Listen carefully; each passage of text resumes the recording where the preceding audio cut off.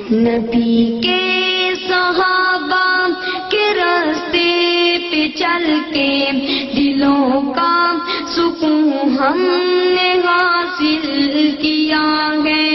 لگا ہے نشہ جب سے جنت کا ہم کو اچاٹک نہ اس جگہ سے ہوا ہے.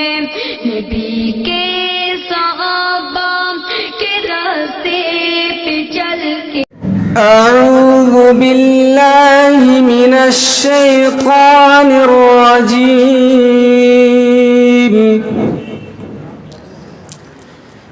بسم اللہ الرحمن الرحیم.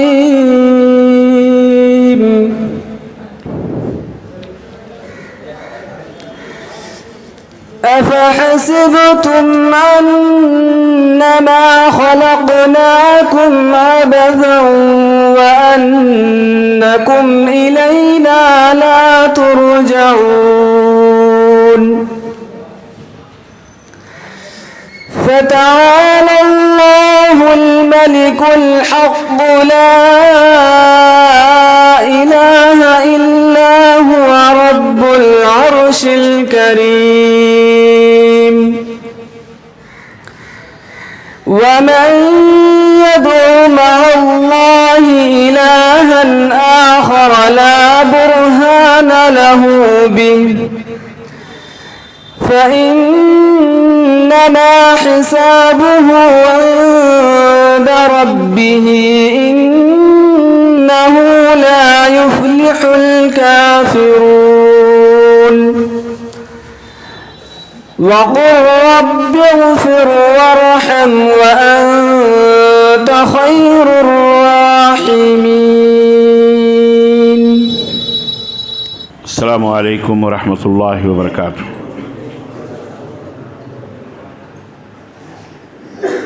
ان الحمد لله نحمده ونستعينه ونستغفره ونؤمن به ونتوكل عليه ونعوذ بالله من شرور انفسنا ومن سيئات اعمالنا. من يهده الله فلا مضل له ومن يضلل فلا هادي له. واشهد ان لا اله الا الله واشهد ان محمدا عبده ورسوله.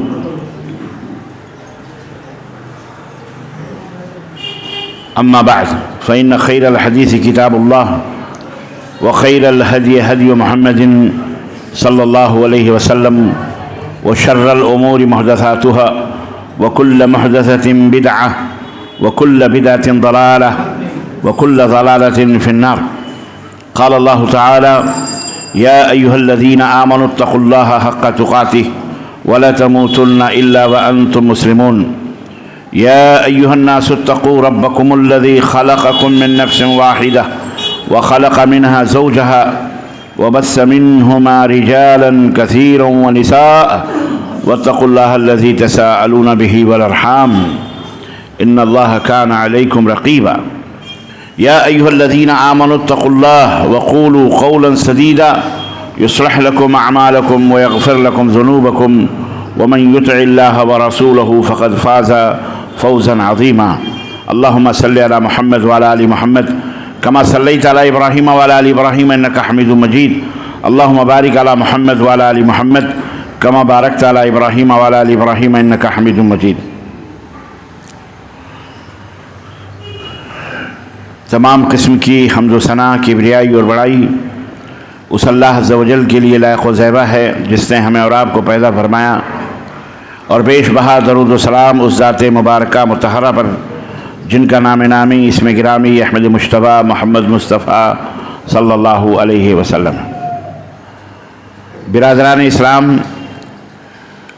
دوستوں اور بھائیوں اور عزیز بچوں،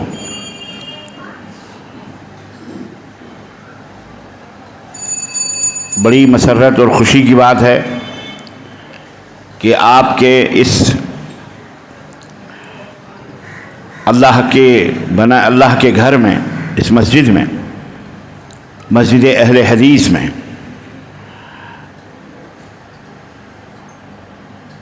کلکتہ کے بازو میں جو علاقہ ہے اس میں حاضری کی سعادت حاصل ہو رہی ہے۔ اللہ عز و جل سے دعا ہے کہ اللہ تبارک و تعالیٰ کہنے اور سننے سے زیادہ عمل کی توفیق عطا فرمائے۔ چند باتیں بطور نصیحت، سب سے پہلے اپنے لیے، پھر آپ حضرات کے لیے، اور ایسی باتیں جو آپ کی دنیا اور آخرت کے لیے خیر و بھلائی کی ہیں، میں رکھنے کی کوشش کروں گا، اور اس کے بعد سوال و جواب مختصر سا وقفہ ہوگا۔ جیسا کہ میری عادت ہے سوال و جواب کرنے کی، وہ آپ اس میں آپ کے ذہن میں، آپ کے دماغ میں جو سوال ہوں گے انشاءاللہ موضوع سے ریلیٹڈ سوالات ہوں گے یا موضوع سے باہر کے سوالات ہوں گے، کوئی مسئلہ نہیں ہے، انشاءاللہ اس کے جوابات دینے کی کوشش کروں گا۔ اللہ تعالی ہماری اس حاضری کو قبول فرمائے، اور جس طرح ہم یہاں مل کے بیٹھے ہوئے ہیں اللہ اسی طرح جنت میں بھی ہم سب کو اکٹھا فرمائے، اور ہمارے ماں باپ کے اوپر اللہ رحم فرمائے، ان کی گردنوں کو جہنم سے آزاد فرمائے، اور ان کے اوپر اپنی رحمتوں کا سایہ فرمائے، اور اللہ ان کے خطاؤں کو، ان کی غلطیوں کو اللہ تبارک و تعالیٰ نیکیوں میں تبدیل فرمائے، اور جو زندہ ہیں ماں باپ اللہ تعالیٰ ان کے سائے محبت کو، عاطفت کو ہمارے سروں پر اللہ قائم و دائم رکھے، صحت و عافیت کے ساتھ ان کے رکھے۔ عزیزان محترم، مختصراً کچھ باتیں میں رکھوں گا آپ کی خدمت میں اسلام کے تعلق سے۔ اسلام کیا ہے؟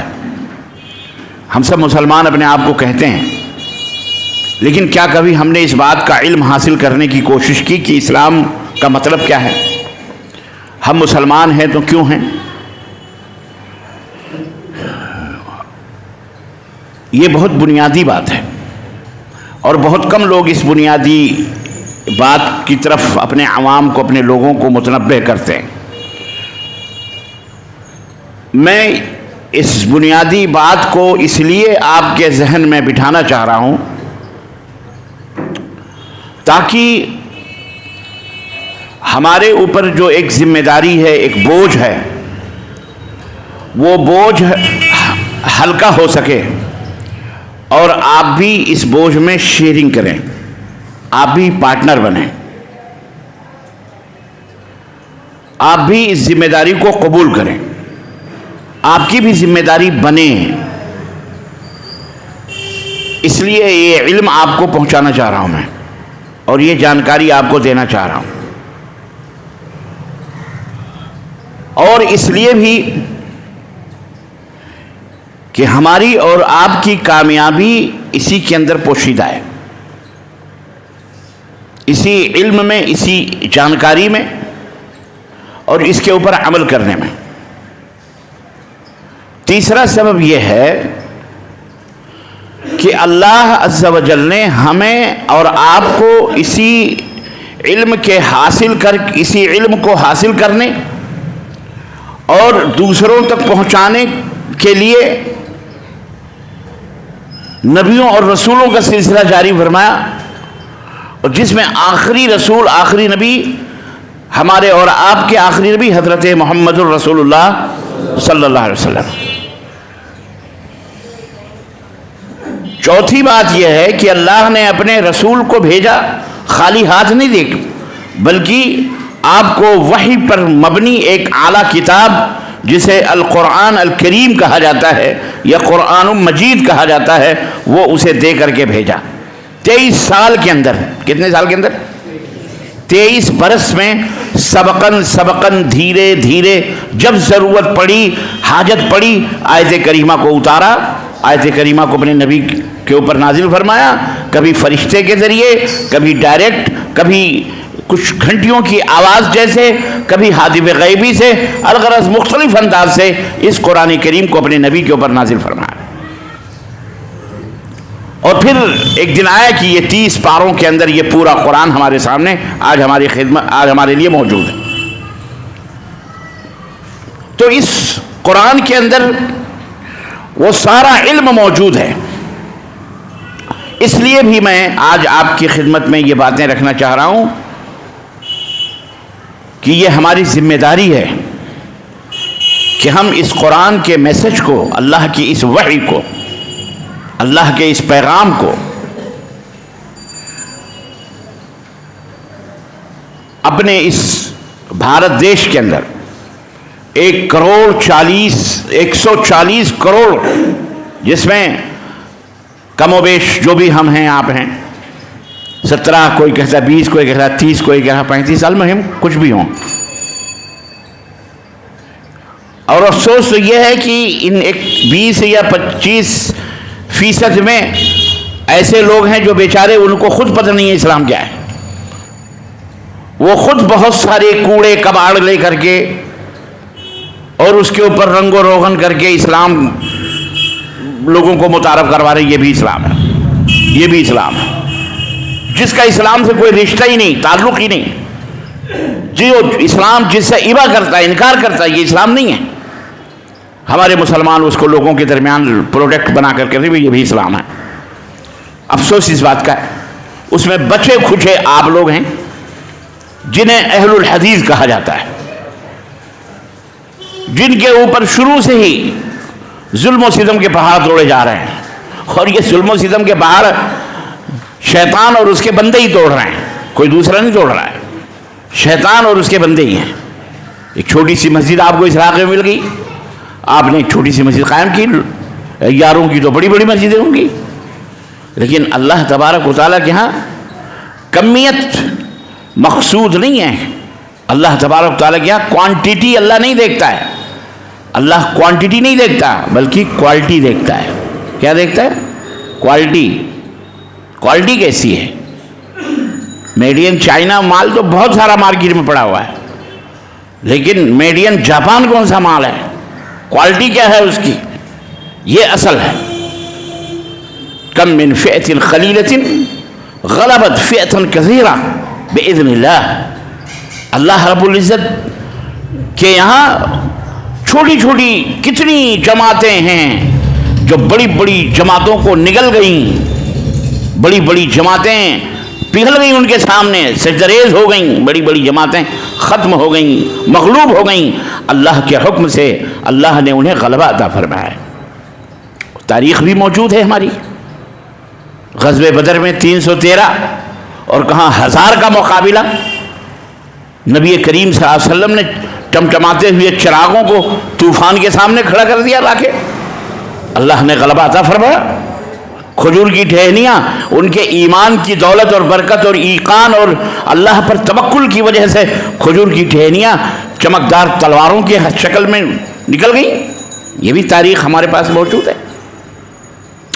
تو کبھی قلت اور کثرت کے اوپر کبھی افسوس، غرور نہیں کرنا چاہیے. قلت کے اوپر کبھی افسوس نہیں کرنا چاہیے. اللہ کا شکر ہے.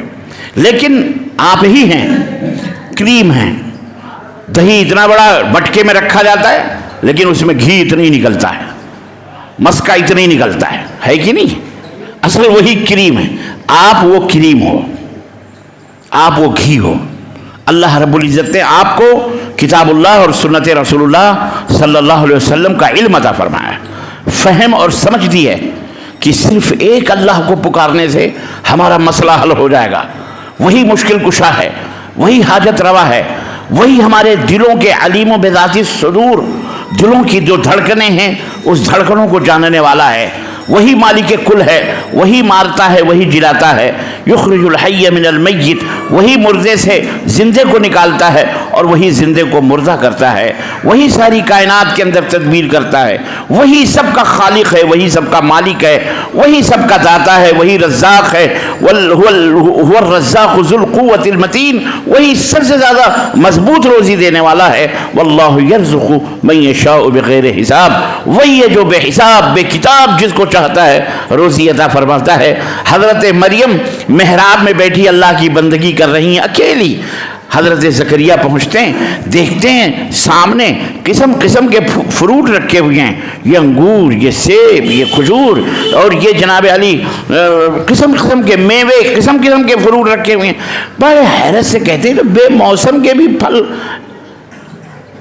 بے موسم کے بھی پھل مریم کے پاس موجود ہیں. قال یا مریم ان لک ھذا، کہنے لگے نبی ہیں نبی ہیں. کون ہے؟ زکریا نبی ہیں. کہنے لگے مریم انا لک ھذا، یہ کہاں سے تمہارے پاس آ رہے ہیں؟ یہاں نہ کوئی مرد ہے نہ کوئی عورت ہے، کوئی آنے جانا والا. یہ اور اولاً تو یہ بے موسم کے پھل ہیں، ان میں یہ تو اس موسم کے پھل بھی نہیں ہے، یہ کہاں سے تمہارے پاس آئے؟ قالت، تو انہوں نے کیا کہا کہ ھذا من عند اللہ، یہ اللہ کی طرف سے. کس کی طرف سے؟ اللہ کی طرف سے ہے. واللہ یرزق من یشاء بغیر حساب، اور اللہ جس کو چاہتا ہے بے حساب و کتاب رزق عطا فرماتا ہے. تو یہ ایمان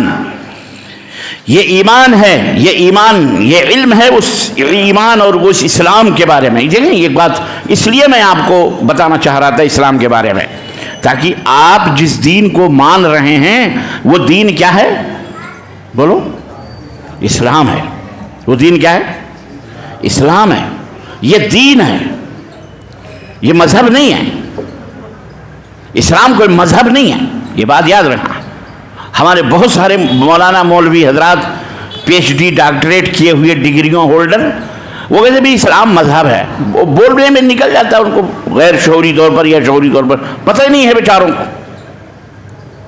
جن کو پتہ ہے وہ دین کو کبھی مذہب نہیں کہتے، اسلام کو کبھی مذہب نہیں کہتے. اسلام مذہب نہیں ہے. مذہب اور دین میں فرق ہے. دین اللہ رب العزت کا بنایا ہوا ہے اور مذہب انسانوں کا بنایا ہوا ہے. بات سمجھ میں آئی؟ یہ فرق رکھنا. عربی کا لفظ ہے، یہ دونوں میں فرق ہے. اللہ نے فرمایا کہ ان الدین عند اللہ الاسلام، دین اللہ تبارک و تعالیٰ کے نزدیک کیا ہے؟ اسلام ہے.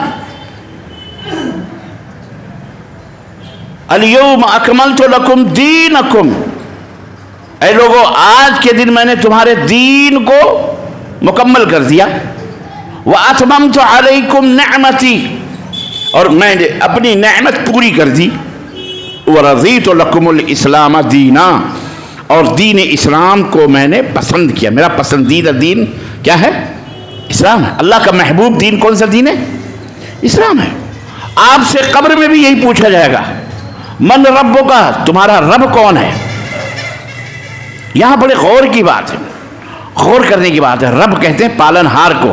تمہارا رب کون ہے؟ تم کس کو رب مانتے تھے؟ تو جو مومن ہوگا موحد ہوگا قبر میں منکر نکیر جب آگے اٹھائیں گے تو وہ یہی سوال کریں گے من ربک، تیرا رب کون ہے؟ تو جو مومن ہوگا موحد ہوگا وہ کہے گا ربی اللہ، میرا رب کون ہے؟ اللہ ہے. پھر وہ فرشتے پوچھیں گے ما دینوں کا، تمہارا دین کیا ہے؟ یہ نہیں پوچھیں گے تمہارا مذہب کیا ہے.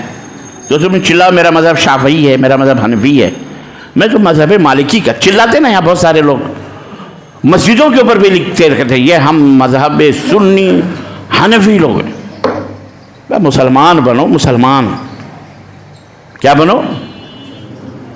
قبر میں یہ نہیں پوچھا جائے گا کہ تم حنفی تھے کہ شافعی تھے کہ مالکی تھے کہ حنبلی تھے کہ قادری تھے کہ نقشبندی تھے کہ چشتی تھے کہ سہروردی تھے، تم کس بابا کے اور کس پیر کے اور کس پیرانی کے مرید تھے. یہ نہیں قبر میں پوچھا جائے گا. اللہ تعالیٰ نے جو دیا ہے اسی کے بارے میں سوال ہوگا، جو بھیجا ہے دے کر کے وہی پوچھا جائے گا. اسلام کے بارے میں پوچھا جائے گا. جب آپ سے پوچھا ما دینوں کا، قبر میں فرشتے پوچھیں گے تو کہہ دینا یا غوث المدد. کامیابی ہو جائے گی. بہت سارے مولوی کہتے پھرتے غوث پاک کا دھوبی تھا تو کوئی مرید تھا. منکر نکیر قبر میں پوچھنے لگے من رب کا، کہا یا غوث المدد. ما دینوں کا، کہا یا غوث المدد. اتنے میں غوث پاک آ گئے، لو قبر میں بھی پہنچ گئے. کیا ناٹک ہے، کیا ڈرامہ بازی ہے.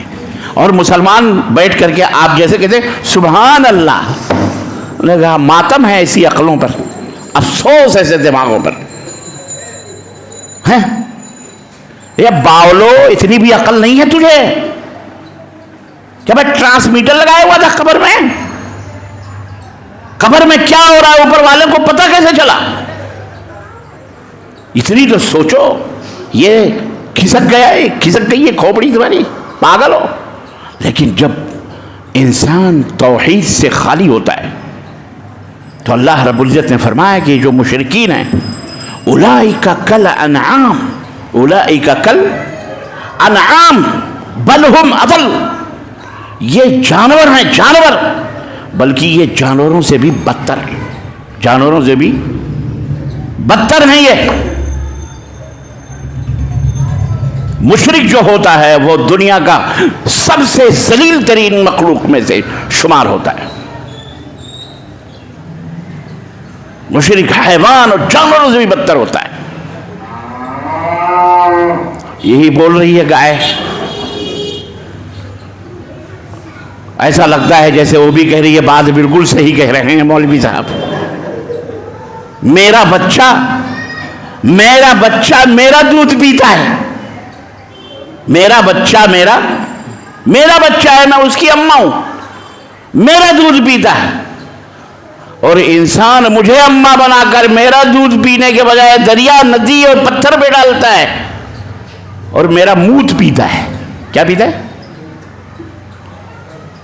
پیتا ہے کہ نہیں پیتا؟ میں غلط بول رہا ہوں؟ ہمارے بھارت کی اسی دھرتی پر پیا جاتا ہے۔ مہاراج دودھ کو کہاں ڈالتے ہیں؟ گنگا میں۔ کہاں ڈالتے ہیں؟ دیکھا ہے آپ نے، یوٹیوب دیکھیے، اس میں موجود ہے، گنگا میں جو یوگی جی بہا رہے ہیں، یوگی جی دودھ کو کہاں بہا رہے ہیں؟ اور گائے کے موت کو پلا رہے ہیں۔ اولئک کل انعام، یہ اللہ کا قرآن دیکھو، یہ جانور ہیں، بل ہم اضل، یہ جانوروں سے بھی بدتر ہیں۔ ان کو اتنی بھی عقل نہیں کہ وہ ننھا منا بچہ بھی جب پیدا ہوتے ہیں نا، لڑکھڑاتا ہوا تو ماں کی چھاتی ڈھونڈتا ہے اور ماں کی چھاتی میں جا کے منہ لگا کے پیتا ہے، ماں کا اپنے موت۔ بولو، پتہ نہیں کہاں سے باتیں یاد آ جاتی ہیں تو سنانے کو دل کہہ دیتا ہے۔ ہمارے بھارت میں یہ بڑا عجیب و غریب ملک ہے، بہت ادبھت ملک ہے اور بہت پیارا ملک ہے۔ اللہ ہمارے ملک کو سلامت رکھے اور اللہ اس کی حفاظت فرمائے اور اس کے دشمنوں کو اللہ دنیا ہی میں ان کے جسم کے اندر کیڑے ڈالے اور اسے برباد، اسے نوچ نوچ کر کھانے والوں کو اللہ ہلاک فرمائے۔ ہاں بولو آمین۔ ناجائز طریقے پر یہ ہمارا بھارت ہمارا ہے۔ کس کا ہے؟ ہمارے باپ داداؤں نے، ہمارے باپ داداؤں نے خون بہایا، اس پر بنایا ہے، رکھا ہے، اس سے محبت کرو۔ سمجھے کہ نہیں سمجھے؟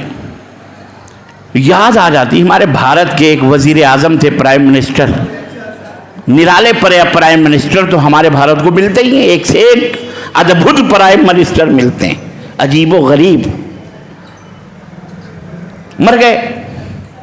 ان کے زمانے میں انہوں نے کہا تھا کہ لوگوں اپنا پیشاب پینے میں بہت زیادہ صحت مندی ہے، پیشاب پیو۔ سب لوگوں کو مشورہ تھا کہ اپنا اپنا، پتہ ہے کون سے منسٹر تھے وہ؟ پتہ ہے، نام لینے کی ضرورت نہیں ہے، سب کو پتہ ہے، آنے والی نسلوں کو بتا دینا۔ ان کا نام کیا تھا؟ حضرت مرارجی دیسائی صاحب۔ دنیا جانتی ہے ان کو، وہ اپنا موت پیتے تھے۔ 26 جنوری کو لال قلعے کے اندر مشاعرہ ہو رہا تھا اور شاعر بھی ایک سے ایک سرفرے ہوتے ہیں، بہت اچھے بھی۔ سرفرے کا مطلب یعنی ان کو کسی چیز کی پرواہ نہیں ہوتی، کسی کا خوف ڈر نہیں ہوتا، وہ بول دیتا ہے جو بولنا ہوتا ہے اشارے کے نائم۔ تو وہ اپنا موت پیتے تھے۔ اب مقدر کی بات ہے کہ نہیں؟ کوئی جانور گھاس کھاتا ہے، کوئی جانور گو اور غلاظت کھاتا ہے، مقدر کی بات ہے۔ آپ کو اللہ نے مقدر صحیح بنایا، آپ دودھ پیتے ہو اور کوئی موت پیتا ہے، آپ کھانا کھاتے ہو، کوئی گوبر کھاتا ہے۔ واللہ بتا رہا ہوں، کھا رہے ہیں بھارت میں گوبر کے لڈو یا وہ بنا کے رسگلے کی طرح۔ کلکتہ کے رسگلے بڑے مشہور ہیں نا، کیا بھروسہ کل کو کلکتہ میں بھی یہ رسگلے بننے لگے ہیں، لیکن خیر شاید دیدی ہیں تو نہ بنے، دادا آ جائے تو ہو سکتا ہے، لیکن جب تک دیدی ہیں نہیں بننے والا ہے۔ کہنے کا مطلب یہ ہے کہ انہوں نے کہا کہ موت پیو اور اپنا اپنا پیشاب پیو. تو کوئی شاعر 26 جنوری یا 15 اگست کو مشاعرہ ہوتا ہے لال قلعے میں دلی میں, اس نے شعر کہا مشورہ یہ ہے کہ سب اپنا اپنا پیو. مشورہ یہ ہے, اور مراد جی دیسائی بیٹھے تھے منچ پر, مشورہ یہ ہے کہ سب اپنا اپنا پیو. یہ تعصب, یہ تفریق کیوں دوستو؟ تم ہمارا پیو ہم تمہارا پیے.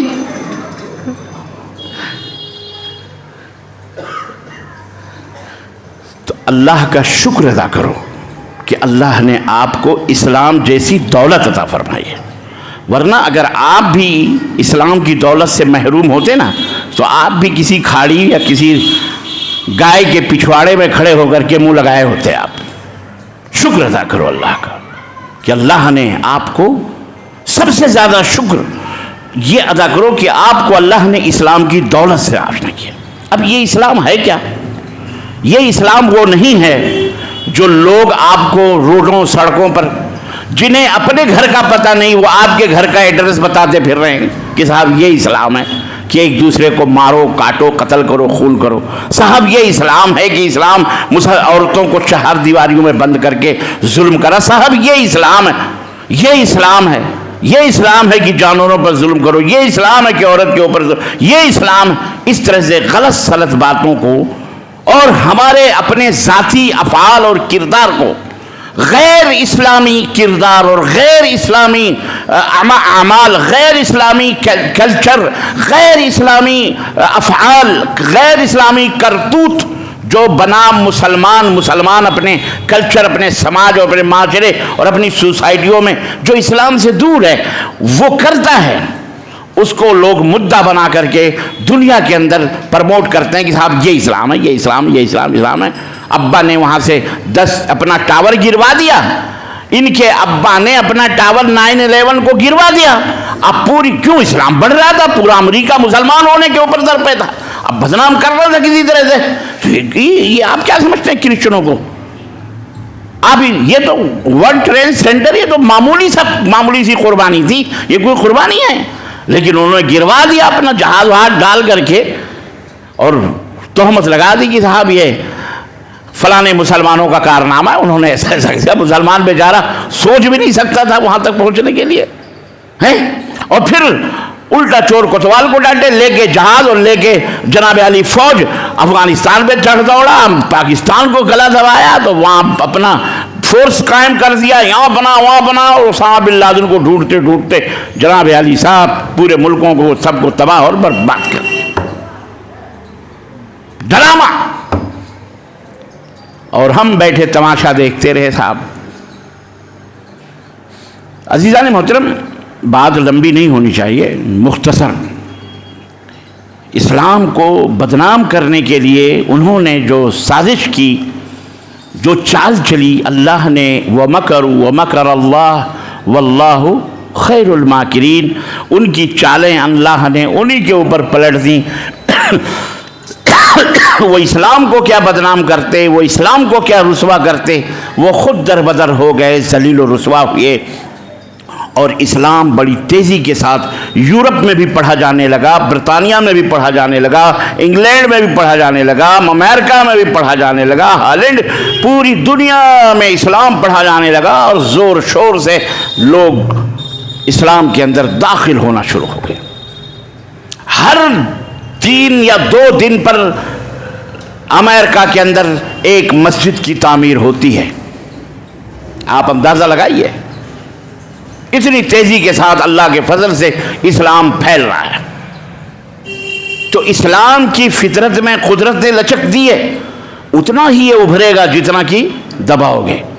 رسول اللہ صلی اللہ علیہ وسلم کی دعوت و تبلیغ مکے کے چند محدود گلیوں تک تھی, اور کفار مکہ حج کے دنوں میں اپنے اپنے ایجنٹ کو بٹھائے رکھتے تھے, جہاں جس درے سے اور پہاڑ کے جس راستے سے حجاج آیا کرتے تھے مکے کے اندر حج کرنے کے لیے, ان کو ان دروں پر ان راستوں پر بٹھا کر کے یہ سکھایا ہوا تھا کہ لوگوں کو کہنا کہ مکے کے اندر ایک پاگل پیدا ہو گیا ہے، پاگل ہے، جادوگر ہے، اس سے بات نہ کریں، نہ اس کی باتوں کو سنیں، نہ اس سے قریب جائیں. چاروں طرف اب جہاں سے بھی گزر ہو رہی، دیکھنا مکے میں ایک پاگل ہوا ہے، اس کے اوپر جادو کیا گیا، جن بھوت ہیں، اس سے بات نہیں کرنا ورنہ تم کو بھی وہ جن چڑھ جائے گا، تم بھی پاگل ہو جاؤ گے. اب جو آتے تھے وہ سوچے یار جو انسان کی طبیعت میں ہے، فطرت میں ہے، جس بچے کو کہو نا کہ جیسے یہ فیش ہے، انگلی بچے بار بار اسی میں ڈالتے ہیں، اب آپ جتنا ہی پکڑ پکڑ کھینچو گے وہ وہیں ڈالے گا انگلی. ایک دفعہ چھوڑ دینا چاہیے، ایک دفعہ اس کو شاٹ لگے گی نا، آئندہ زندگی بھر کسی سوراخ میں انگلی نہیں کرے گا وہ. نہیں صحیح بتا رہا ہوں، یہ اس کی طبیعت میں. انسان کو مدرسوں میں دیکھو پابندی ہے، فلم نہیں دیکھنا. سب سے بڑا دین مدرسوں میں یہ سکھایا جاتا ہے کیا؟ پکچر دیکھنے سینما ہال میں نہیں جانا. اور جیسے ہی چھٹی ملتی ہے بچوں کو گھر جانے کی، سب سے پہلے وہ سینما ہال ہی میں جاتا ہے مولوی کو. کیوں؟ اس کو بڑا منع کیا گیا، منع کیا گیا، دیکھتا ہے وہ. اور اب تو خیر منع کرنے کی کوئی ضرورت بھی نہیں رہی، اب تو گھر گھر کیا ہاتھ ہاتھ میں پکچر ہے. پکچر ہی نہیں، پتہ نہیں کیا کیا اعلیٰ بالا بدتر ہے اس کے اندر، ہے کہ نہیں؟ اب کیا کرو گے؟ تو انسان کی طبیعت ہے، وہ بھی فطری انسان تھے. مکے کے لوگ عرب جو آتے تھے حج کرنے، جب ان کو منع کیا تھا تو وہ ضرور جاتے تھے نبی صلی اللہ علیہ وسلم سے ملنے کہ دیکھیں یہ پاگل کیسا ہے، دیکھیں یہ جادوگر کیسا ہے، دیکھیں یہ کون. اللہ اکبر، اللہ. حضرت عمرو بن طفیل الدوسی وہ اپنا واقعہ بیان کر رہے ہیں، ادیب تھے. سب تو اپنی اپنی کہانی نہیں بیان کر سکتے کہ بھائی فلاں کی باتیں سن کر اللہ نے ہمیں ہدایت دی، فلاں. ہر ایک کو زبان نہیں ہوتی، لیکن جو ادیب ہوتا ہے، جو شاعر ہوتا ہے، جو قادر الکلام شخص ہوتا ہے، جو زبان جانتا ہے، جب وہ آئے، قبیلے کے سردار، دوس قبیلے کے سردار تھے وہ، کفار مکہ نے اور دعوتیں کریں، وہ پلیٹ کھلائے، بکرے اور سب کچھ ذبح وبا کری، خوب خاصی توازو کری. کہا اب ایک بات سنو، تم تو بہت بڑے ادیب ہو، بڑے شاعر ہو عرب کے، اور قبیلے کے سردار ہو، عقل مند بھی ہو. دیکھنا یہاں ایک پاگل ہوا ہے جس کا نام محمد ہے صلی اللہ، زور سے کہو صلی اللہ علیہ وسلم. اس کی بات نہیں سننا، اس کے قریب نہیں جانا ورنہ تمہارے اوپر جادو کر دے گا. اب جاؤ طواف کرو خانہ کعبہ کا، کوئی بات نہیں. اس کو فل یوں کہہ دیے حدیث، نبی صلی اللہ علیہ وسلم کی باتیں کیا ہیں؟ حدیث ہے نا. نبی کی باتوں کو کیا کہا جاتا ہے؟ حدیث کہا جاتا ہے. اب انہیں جیسے فائر پروف کوئی چیز ہوتی ہے نا، بلڈنگ فائر پروف ہے، بیک فائر پروف ہے، یہ موبائل فائر پروف ہے، یا فلاں فائر پروف، ایسے حدیث پروف اس زمانے میں بنا دیا گیا. حدیث پروف مطلب حدیث جائے بھی تو کوئی فائدہ، کوئی بات کان میں آئے بھی تو ان کو کوئی فائدہ، ایسا بنا کر کے کہا گیا اب جاؤ تم عمرہ کر لو. حضرت عمرو بن طفیل الدوسی رضی اللہ تعالی عنہ کہتے ہیں کہ میں شاعر، میں ادیب، میں قاضی الکلام، میں عربی کا ماہر شخص، چکر لگاتے ہوئے ایک چکر لگایا، دیکھا ایک نوجوان حسین خوبصورت چمکتا ہوا نورانی چہرہ خانہ کعبہ سے ٹیک لگائے ہوئے انتہائی بے پرواہی کے ساتھ کچھ پڑھ رہا ہے، کچھ پڑھ رہا ہے.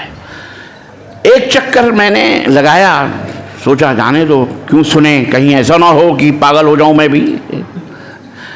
دوسرے چکر میں کہنے لگے کہ کچھ آواز میرے کان میں آئی، میرا دل خود ہی مائل ہونے لگا، اس کو سنو کیا کہتا ہے یہ. تو کچھ آئی بات پہ توجہ نہیں دی. دوسرے چکر پورا ہوا. تیسرے میں دل میں میرے کہا تو پاگل ہے، تو ادیب ہے، سننا کیا کہہ رہا ہے.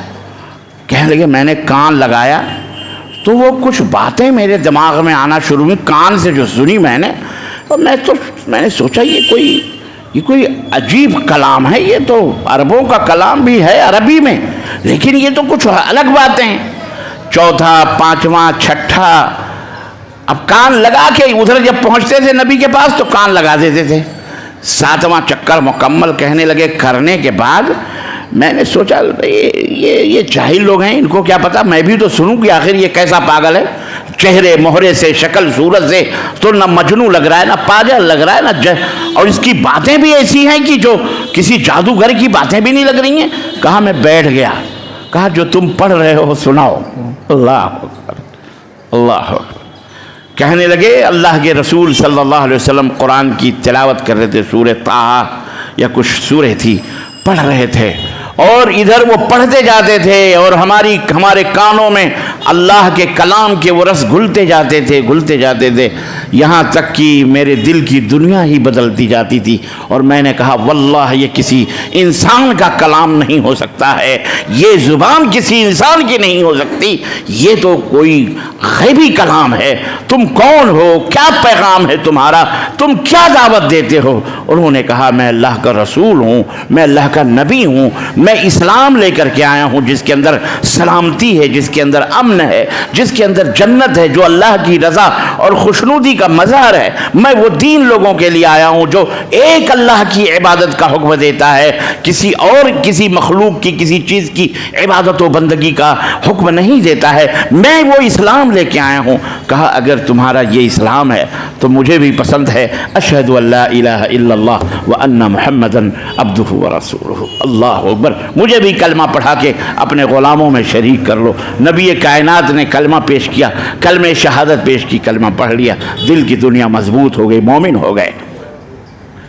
تو یہاں جو بات میں بتانا چاہ رہا ہوں کہ اللہ کے نبی نے اتنی دعوت نہیں دی جتنی غیروں نے یہ دعوت پھیلائی، ناکے پر بیٹھ کر دیکھنا یہ پاگل ہے، دیکھنا یہ اس مسجد میں آج بھی یار لوگ یہی کر رہے ہیں، ابے یہ وہابی ہے، یہ گستاخ رسول ہے، ابے اس کی مجلس میں نہیں جانا، اما اس کی بات نہیں سننا، پولیس مائی باپ یہ آئے گا تو فساد پیدا ہو جائے گا، یہ فتنہ پیدا ہو جائے گا، اس کو روکو۔ ایس ڈی ایم کے پاس جا رہے ہیں، پولیس اسٹیشن میں جا رہے ہیں، گورنمنٹ وہ جناب عالی جو شہر اور اس تک رپٹ لکھواتے ہیں، اور جا کہتے ہیں جی اس کی بات لوگ سنیں گے تو لوگ جو ہے نا دیش دروہی ہو جائیں گے، یہ ہو جائیں گے، وہ جائیں گے، اس طرح روکتے ہیں، اور روک کر کے لوگوں کو، اور اللہ کے فضل سے جو سن لیتے ہیں قرآن و سنت کی باتیں، وہی حلاوت، وہی مٹھاس، وہی صراحت، وہی پیغام، وہی توحید، وہی سنت، اللہ کے فضل سے وہ خود ہی ان کی دنیا بدل جاتی ہے، اور پھر وہ اللہ کی راہ میں چل پڑتے ہیں۔ اللہ کا شکر اور اس کا احسان ہے، یہ ہے اسلام کی برکت، خالص اسلام، خالص دین۔ سمجھ میں بات آئی کہ نہیں؟ تو اسلام سب سے بڑی نعمت ہے، سب سے بڑی دولت ہے، اور اسلام میں اہل الحدیث ہو جانا، اسلام مسلمان تو سب ہیں، اسلام سب مسلمان ہیں، سب اپنے آپ کو بیچارے مسلمان کہتے ہیں، لیکن ان مسلمانوں میں کچھ مہنت بیٹھے ہیں، مٹھ بیٹھے ہوئے ہیں، پجاری بیٹھے ہوئے ہیں، اپنی اپنی دکانیں، کوئی تعویذ کی دکان، کوئی گنڈے کی دکان، کوئی جھاڑ پھونک کی دکان، کوئی رقیہ سینٹر، کوئی ٹکیا سینٹر، کوئی فلانا سینٹر، کوئی درگاہ، کوئی چلہ، کوئی مزار، کوئی شدہ، کوئی علم، کوئی چبوترا، جہاں دیکھو وہیں پوجا پاٹ شروع ہے، دھرم ہے۔ یہ مسلمانوں میں ایک بلا آئی ہوئی ہے، اور یہ شیطان نے یہ بلا لائی ہوئی ہے۔ یہ اللہ کا شکر ہے کہ ہم اور آپ اس سے بولو پاک ہیں، محفوظ ہیں۔ یاد رکھو یہ دھیرے دھیرے شرک کی طرف لے جانے والی چیزیں ہیں۔ یاد رکھو شرک کوئی معمولی چیز نہیں ہے، شرک اتنا خطرناک بلا ہے اور اتنا خطرناک زہر ہے کہ اللہ اکبر۔ حضرت امام الہدا، امام الانبیاء کہہ لیں آپ، ابو الانبیاء کہہ لیں، حضرت ابراہیم علیہ السلام، اللہ تبارک و تعالیٰ نے ان کی جو تعریفیں کی ہیں قرآن کریم نے، اسی توحید کی وجہ سے، اور ان کا کارنامہ آپ پڑھیے، ان کا کارنامہ پڑھیے، اور وہ مرد مجاہد جس کو اقبال نے کہا کہ آج بھی ہو جو براہیم سا ایماں پیدا، آگ کر سکتی ہے انداز گلستاں پیدا۔ آج بھی آگ انگارے جو ہیں پھول بن سکتے ہیں آپ کے لیے، آج بھی آپ کے لیے آگ بجھ سکتی ہے، پر ایمان ابراہیم جیسا ہونا چاہیے۔ الا تاکلون، بت خانے میں پہنچ کر اپنی قوم کے کہہ رہے ہیں کھاؤ، یہ چڑھاوے، یہ نذرانے، یہ مٹھائیاں، یہ جلیبیاں یا بندیاں یا بتاشے یا مٹھائیاں کھاتے کیوں نہیں؟ کھاؤ.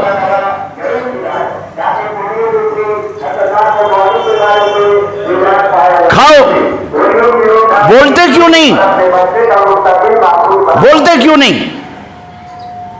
اور جب نہ بولے نہ کھایا تو اٹھایا کلہاڑا اور دھنکنا شروع کیا ایک کنارے سے، سب توڑ تاڑ کر پست کر کے اور اٹھا کر کے کلہاڑا جو ہے بڑے سردار پر رکھ، جو بڑا تھا اس کے کندھے پہ رکھا. اور قوم آئی تو قوم نے کہا یہ کس نے کیا؟ تو کہا ایک بندہ ہے ابراہیم نام کا ہے، اسی کو پکڑ کے لائے. تو حضرت ابراہیم نے بھی کیا کہا معلوم؟ کہا یہ بڑے سے پوچھو، یہ بڑے سے پوچھو، اسی نے سب کیا ہوگا، سردار پوچھو اسی سے کیا ہوگا. تو سبوں نے سر جھکا لیا اور کہنے لگے ابراہیم تم کو تو پتا ہے نا کہ یہ بول نہیں سکتے، یہ کچھ حرکت بھی نہیں کر سکتے، چل نہیں سکتے. تو ابراہیم نے کہا اف لکم، تف ہے تمہاری عقلوں پر، اس کی پوجا کرتے ہو نہ جب بول سکتا ہے، نہ چل سکتا ہے، نہ پھر سکتا ہے. قرآن کی اس آیت سے ہماری قوم بڑی ہوشیار ہے نا. کبھی بھی کسی غیر مسلم سے نہیں سنا ہوگا آپ نے کہ یہاں سے ہمارے فلانے دیوی دیوتاؤں نے بات کری ہے، کبھی نہیں سنا ہوگا، کیونکہ انہوں نے قرآن نہیں پڑھا ہے. یہ ہمارے کلمہ کو جو مشرک ہیں بیچارے قرآن پڑھے ہوئے ہیں، ان کو پتا ہے بولنے والا جو ہوگا وہ بہت بڑا ہوگا، جب بول دے گا تو سمجھو ولی اللہ. ہمارا مذہب صحیح ہے. تو انہوں نے گڑھا کہ خواجہ صاحب بھی بولتے ہیں، یہاں تک کہ قبروں تک پہنچا دیا بھائی ان کو. من ربکا کے جواب میں، ما دینکا کے جواب یا غوث المدد و غوث پاک پہنچ گئے. تو ہمارے لوگ چونکہ حضرت ابراہیم کے واقعے کو جانتے ہیں، پڑھتے ہیں. جو ابراہیم نے کہا بولتے کیوں نہیں، تو کہا ہمارے بزرگ بولتے بھی ہیں. درگاہ سے آواز آتی ہے، مزار شریف سے کیا آتی ہے بولو. اور ایک شیخ الحدیث اس دور کے، افسوس اس بات کا ہے، اس عہد کا شیخ الحدیث اپنی کتاب فضائل درود میں لکھتا ہے کہ حضرت سید رفاعی آئے حج کے لیے اور اللہ کے نبی کے دربار میں پہنچے جب مزار اقدس پر، تو کہا یا رسول اللہ، پہلے میری روح آتی تھی در نبوت کو چومنے کے لیے، آج رفاعی بذات خود آیا ہوا ہے مصر سے آپ کے دربار میں، اپنا دست مبارک نکالیے تاکہ میں اس کو بوسہ دوں. تو اللہ کے نبی نے دست مبارک نکالا قبر سے، قبر پھاڑ کے، بولو دست مبارک سمجھتے ہو؟ ہاں، ہاتھ نکالا اور پھر حضرت سید رفاعی نے بوسہ دیا. 50 یا 90 ہزار لوگوں نے دیکھا. سن کون سے سن میں؟ کون سے سن میں؟ ایک سگریٹ ہے اس سن کے نام پر، نمبر پر. کون سا سگریٹ نمبر ہے؟ 35. ہاں، یہ بہت زمانے کی بات کر رہا ہوں میں، آج کی نہیں ہے. 35 ہے نا سگریٹ کوئی 555. یاد رکھنا تاریخ، وہ سگریٹ یاد کر لینا. پینا نہیں، پینا نہیں، اپنی صحت کو مت برباد کرو. سگریٹ پینے والے ہو، بیڑی پینے والوں، یہ ننھے ننھے اپنے بچوں پر رحم کرو. بہت پان گٹکے کھاتے ہو نا، سوراخ ہو جاتے ہیں یہاں پہ، کینسر ہو جاتا ہے. اللہ سے ڈرو. یہ ننھے منھے بچے یہ تمہیں دیکھ کر خوش ہوتے ہیں. اپنی اولاد کو پان میں تمباکو کھاتے ہوئے سوچنا، گٹکا کھاتے ہوئے سوچنا کہ میرے ننھے منھے بچے اگر میں کینسر کا مریض ہوا تو کہاں سے کما کے لائیں گے، کیسے میرا علاج کرائیں گے. جب میں تڑپوں گا، جب میں جھنجھلاؤں گا، جب مجھے 10-10 لاکھ 25-25 لاکھ کے علاج، ایک ایک انجیکشن 3-3 لاکھ کے 4-4، تو میرا یہ بچہ جو کہ میں 30,000 کا مالک نہیں ہوں، میرا بچہ کہاں سے لائے گا؟ یہ کیا کریں گے میرے بچے؟ میری بیوی جو معصوم بے گناہ گھر میں ہے، سگریٹ دھوئیں پی پی کر کے، ہم اسے بھی جتنا پینے والے کو نقصان نہیں ہوتا اتنا اس دھواں سونگھنے والے کو نقصان ہوتا ہے. سوچنا کبھی تنہائی میں بیٹھ کر، اور اللہ اگر ایمانی غیرت دے تو اللہ کے لیے اللہ کے لیے اللہ سے ڈرو، اپنی صحت کا خیال کرو، اور یہ بیڑی، یہ گٹکے، یہ سگریٹ بند کر دو، توبہ کرو، بولو انشاءاللہ۔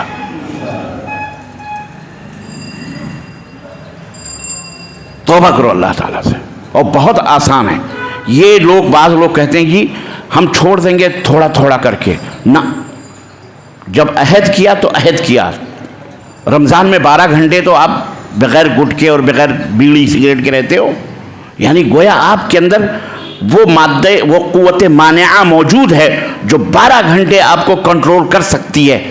میاں 8 گھنٹے اور کر لو، 12 گھنٹے اور، اسی کو سپورٹ کرو، اسی کو بڑھاؤ، اسی پاور کو، اسی قوت مدافعت کو بڑھاؤ، وہ انشاءاللہ 12 گھنٹے بھی آپ کر لو گے۔ 24 گھنٹے چھوڑ دو اس کو، ایک دم اس کو نکال کر چھوڑ دو، توڑ کے پھینک دو ساری۔ یعنی کہ یہ پیکٹ ذرا ختم ہو جائے تب، نہ یہ پیکٹ ختم ہوگی، نہ یہ لعنتی دکانیں ختم ہوں گی، نہ یہ لعنت آپ سے جائے گی، الا یہ کہ ایک بیگ ہی دھکا دے کے باہر کر کے اس خبیث چیز کو باہر کرو۔ اپنے منہ کو گٹر نہ بناؤ۔ آپ کا یہ منہ ہے جس سے الحمدللہ، سبحان اللہ والحمدللہ، لا الہ الا اللہ جیسے ذکر اور اذکار قرآن پڑھتے ہیں، یہ گٹر نہ بناؤ کہ کوئی بھی چیز بس ڈالتے جاؤ ڈالتے جاؤ ڈالتے جاؤ۔ سمجھ میں آ رہی ہے بات کی نہیں آ رہی ہے؟ یہ شہادت گہے الفت میں قدم رکھنا ہے۔ اہل حدیث ہو تو اہل حدیث سچے پکے بنو۔ تو میں یہ کہہ رہا تھا کہ اسلام یہ ہے حضرت سیدنا ابراہیم علیہ السلام نے جو پیش کیا، اور اسلام کوئی نیا دین نہیں ہے۔ بہت سارے گائے کا پیشاب پینے والے، گوبر کھانے والے باولے مائکوں میں، اخباروں میں، لوگوں میں، واٹس ایپ کے اوپر، فیس بکوں میں ڈیبیٹ کر رہے ہیں کہ اسلام 1400 برس کا دین ہے، محمد کا بنایا، محمد اللہ ہے۔ یہ محمد اللہ نہیں ہے، یہ اللہ کا بنایا ہوا قانون ہے۔ یہ 1400 برس پہلے کا نہیں ہے، بلکہ جب سے انسان اس دنیا کے اندر آیا ہے، سب سے پہلا انسان وہ مسلمان تھا، اور وہ جو دین لے کے آیا وہ دین اسلام تھا۔ وہ دین کون سا دین تھا؟ یہ بچوں کو بتاؤ، ان بچوں کو سمجھاؤ، ان کے دماغوں میں ڈالو کہ ہمارا دین کوئی 1400 برس کا دین نہیں ہے، بلکہ یہ جب پہلا انسان اس دنیا میں آیا تھا اس کا دین کیا تھا؟ اس کا دین اسلام تھا۔ اس کا دین، یہ سبق آپ کو پڑھانا۔ اور اسلام کیا ہے؟ اسلام یہ ہے، اسلام تین چیزیں یاد رکھو اسلام کے اندر، کہ اللہ تبارک و تعالیٰ کے سوا کسی کو معبود نہ ماننا، اور دوسری چیز یہ ہے کہ اللہ تبارک و تعالیٰ کا تابع دار اور فرما بردار بن جانا، اللہ کے حکم کی تابع داری کرنا، اور تیسرا اللہ ہی کی عبادت کرنا، اور اللہ کے ساتھ کسی کو شریک نہ کرنا۔ یہ ہے اسلام۔ اسلام کیا ہے؟ ایک اللہ کو تسلیم کرنا کہ اللہ کون ہے؟ ایک ہے۔ اللہ کون ہے؟ معبود ایک معبود ہے۔ اور نمبر 2 اللہ کی تابع داری اور فرما برداری کرنا، اور نمبر 3 صرف اللہ کی عبادت کرنا اور اللہ کے ساتھ کسی کو شریک نہ ٹھہرانا، اسے اسلام کہا جاتا ہے۔ ان تینوں چیزوں میں اگر ایک چیز بھی کم ہو گئی تو آپ مسلمان کہلانے کے حقدار۔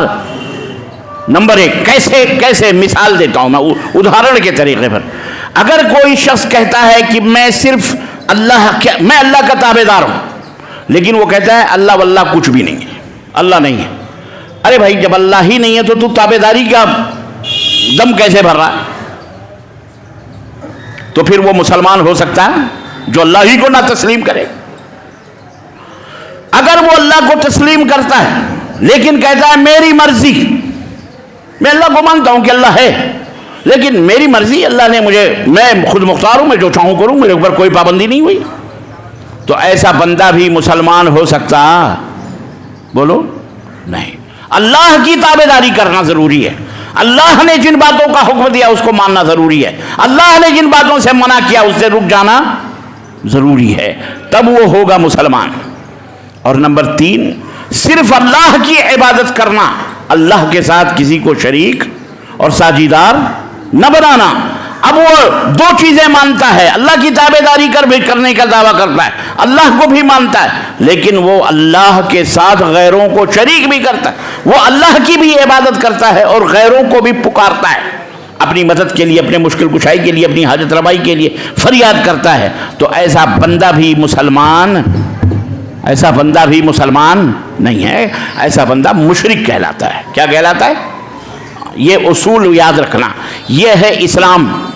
اسلام ہمارے تمہارے گھر کا بنایا ہوا دین نہیں ہے، اسلام مذہب نہیں ہے، بلکہ اسلام اللہ کا بنایا ہوا دین ہے، جو نبی صلی اللہ علیہ وسلم ہی لے کے نہیں آئے، بلکہ اس دنیا میں سب سے پہلا انسان حضرت آدم ہے، وہ لے کے آئے، اور آخری انسان، آخری نبی ہمارے اور آپ کے حضرت محمد الرسول اللہ صلی اللہ علیہ وسلم ہیں۔ اس اسلام خاتم النبیین ہیں، خاتم المرسلین ہیں، اور تمام ان کے بعد اب کوئی نبی اور کوئی رسول آنے والا نہیں۔ یہ ہے اسلام۔ اب اگر آپ سے کوئی پوچھے بھئی آپ مسلمان ہیں؟ ہاں، تو اسلام کیا ہے؟ اسلام کیا ہے؟ اسلام کس کو کہتے ہیں؟ تو آپ کہو گے نماز پڑھنے کو، روزہ رکھنے کو، حج کرنے کو اسلام کہتے ہیں۔ اس کو اسلام نہیں کہتے۔ اسلام جو بھی میں نے بتایا ہے اس کو کہتے ہیں۔ کس کو؟ یاد کرو، اپنے بچوں کو یاد کراؤ۔ آپ امام ہیں اس مسجد کے، پڑھائیے ان کو الاصول الثلاثہ کا درس دیے۔ اسلام کے 3 بنیادی اصول، اسلام کیا ہے اس کے اندر موجود ہے، ان کو درس دیجئے، بچوں کو حفظ کروائیے، اس کے اوپر مقابلہ کروائیے، 20,000 کا، 25,000 کا، جو اس کو یاد کرے اس کو اتنا انعام دیا جائے گا، تاکہ اسلام کا پریچے ہو۔ آپ مسلمان ہیں، آپ ہی کو پتہ نہیں، ایرو غیرو نتھو خیرو جمن شبراتی کو پوج رہے ہو، پکار رہے ہو، چلا رہے ہو، آپ کو پتہ ہی نہیں اسلام کیا ہے، تو آپ کیا لوگوں کو بتلاؤ گے؟ فاقد الشیء لا یؤتی شیء، جو خود ہی محتاج ہو، فقیر ہو، وہ دوسروں کو کیا دے گا؟ تو آپ کو خود پتہ نہیں، تو یہ بات اپنی آل اولاد کو بتاؤ کہ اسلام یہ ہے۔ اسلام یہ ہے کہ ایک اللہ کو ماننا، اللہ کی تابعداری اور فرمانبرداری کرنا، صرف اللہ کی عبادت کرنا، اللہ کے ساتھ کسی کو شریک نہ ٹھہرانا، یہ ہے اسلام۔ اور جو اس کو مانے اس کو کہتے ہیں مسلمان، اور جو اس کا انکار کرے یا اس کے خلاف کرے وہ دائرہ اسلام سے باہر ہے۔ بات سمجھ میں آئی؟ یہی آج کے درس کا خلاصہ تھا۔ اللہ ہم کو بھی آپ کو بھی کہنے اور سننے سے زیادہ عمل کرنے کی توفیق عطا فرمائے، اور اللہ ہماری آل اولاد کو شرک جیسی نجاست اور غلاظت سے اللہ محفوظ رکھے، ہماری نسلوں کو، ہم کو، آپ کو، سب کو شرک کرنے سے اللہ ہم کو محفوظ رکھے، بدعات کرنے سے ہم کو محفوظ رکھے، نبی کی اتباع اور پیروی کرنے کی ہم سب کو توفیق عطا فرمائے، اللہ کی تابعداری، رسول کی فرمانبرداری کرنے کی توفیق عطا فرمائے، اور اللہ ہم سب کو صحیح طور پر مومن اور صحیح طور پر متقی پرہیزگار مسلمان بنائے۔ آمین یا رب العالمین۔ وصلی اللہ علی نبینا محمد وعلی آلہ وصحبہ اجمعین۔ کوئی سوال ہے تو آپ کر سکتے ہو، پوچھو، ایسے قلم کاغذ تو نہیں ہے؟ اچھا میں ایک سوال کرتا ہوں، میں سب لوگ اس میں قرآن پڑھنا جانتے ہیں؟ شرمانا نہیں، سب کو قرآن پڑھنا آتا ہے اس میں؟ ماشاءاللہ سب قرآن پڑھے ہوئے؟ اب ظاہر ہے جس کو نہیں بھی آتا ہوگا وہ بھی کہتا ہوگا کہ ہاں شرم ہے، لیکن چلو کوئی بات نہیں، جس کو نہیں معلوم ہے وہ قرآن سیکھو۔ یہ نہ دیکھو کہ میں بزرگ ہو گیا، میں بڈھا ہو گیا، میری داڑھیاں سفید ہو گئی ہیں، میں مشغول ہوں، میں پلا ہوں۔ قرآن سیکھو، اس مسجد میں حلقہ قائم کرو قرآن سکھانے کا، قرآن سکھانے کے لیے حلقہ قائم کرو، اور حلقہ قائم کرنے کا مطلب نہیں ہے کہ اسی امام سے اذان بھی دلواؤ، اسی امام سے نماز بھی پڑھواؤ، اور پھر اسی کے اوپر ایک اور بوجھ ڈال دو میرے بچوں کو بھی پڑھاؤ۔ حرام ہے یہ، ٹھیک ہے پڑھائے گا وہ، لیکن اس کا معاوضہ پڑھاؤ، اس کی تنخواہ کیا کرو، ہاں 10 بچے پڑھاؤ تو 1,000 دو، کم از کم ایک بچے کے پیچھے تو 10,000 اس کا پڑے گا۔ یہ تو سوچتے ہوں کہ آپ ارے یار یہ تو بڑا لمبا خرچہ بتا رہے ہیں مولانا. تم نے قرآن کی تذلیل کی ہے، اس لیے ذلیل ہیں ہم. انگریزی پڑھانے والا ٹیوشن لیتا ہے، ایک ایک بچے کے پیچھے 2-2 ہزار ٹیوشن دیتے ہو تم، اور گدھے کی طرح بچہ ہمارا بستہ ٹانگ کے پیچھے اور اس کے دروازے پہ جاتا ہے، اس کے دروازے پہ جا کر کے خود جاتا، مولوی تمہارے گھر جاتا ہے. حالانکہ مولویوں کو نہیں جانا چاہیے کسی کے گھر، جس کو 72 دفعہ قرض ہو یہاں کے مسجد میں پڑھائے اور فیس لگاؤ اس کے اوپر 2-2 ہزار 1.5 ہزار کی، اور وہ اپنی جیب میں مسجد والے نہ رکھو، مولوی صاحب کی جیب میں رکھو. وہ بیچارہ اپنا 1 گھنٹہ 2 گھنٹے ٹائم دیتا. یہ نہ سوچو رہے یہ تو 10,000 پا رہے ہیں 20، اب یہ 10,000 دیں گے 20,000 ہو جائے گا. میں کیا ہے 10,000 آج کے زمانے میں؟ کیا حیثیت ہے 10,000 کی؟ مجھے بتائیے آپ. 15 کی کیا حیثیت ہے؟ راشن بھرانے جاؤ تو بھی پتہ چلے گا، دال نمک روٹی کا بھاؤ معلوم ہوگا. اس لیے اپنے علماء کی قدر کرو، ان کی تنخواہیں اپنے اماموں کو زیادہ سے زیادہ دو تاکہ وہ ان کا ایمان تازہ رہے، وہ غیروں کی طرف نظر اٹھا کر ان کی عزت ہو، وہ عزت سے رہیں، خودداری سے رہیں. جی جناب علی چلیے سوال. سوال تھا کہ ایک بھائی اگر ریگولر مسجد نہیں آتا ہے، وقت ہوتی ہوئی بھی کبھی نہیں آتا ہے، گھر پہ پڑھتا ہے، تو اس کے بارے میں کیا رہا ہے؟ اس کو سمجھائیے، اس کو بتائیے، اس کی مجبوریاں ہو سکتی ہیں، ہو سکتا ہے اللہ تعالیٰ اس کو معاف کیا، اس کی مجبوری کی وجہ سے نہیں آتا ہے. بہت سارے مولوی ہیں ذرا عذر بنا لیتے ہیں، کبھی مسجد میں نہیں جاتے. کیا عذر ہے؟ کہ تھوڑا لنگڑاہٹ ہے تو معذور ہیں، تو اس وجہ سے مسجد میں بھی نہیں جاتے کہ بھائی ہمیں اللہ نے اجازت دی ہے، جو معذور ہیں وہ گھر ہی میں پڑھ لیں، تو لوگ گھر ہی میں پڑھ لیتے ہیں. تو وہ ان کو ڈرائیے اللہ سے، بقیہ معاملہ ان کے اوپر چھوڑیے. کیا کریں گے کہ ان کو بتائیے کہ اللہ کے رسول صلی اللہ علیہ وسلم نے منع فرمایا کہ کوئی مجبوری رہتے ہوئے نہ رہتے ہوئے بھی مسجد کے اندر نہ آنا یہ گناہ ہے.